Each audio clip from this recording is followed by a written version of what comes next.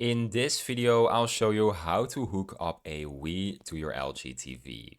Step 1. Gather Wii cables. Use the Wii's AV cable, red, white, yellow RCA connectors.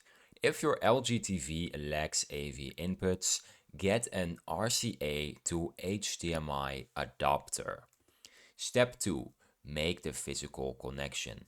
Plug RCA cables into matching colored AV in ports on TV or plug RCA cables into the RCA to HDMI adapter.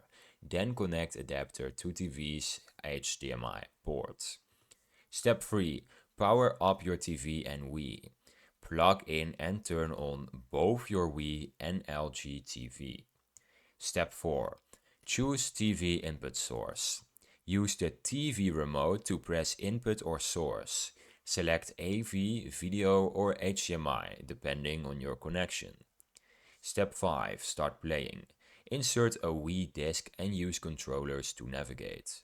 Adjust audio and video settings on TV for best experience. And that's how you hook up a Wii to your LG TV.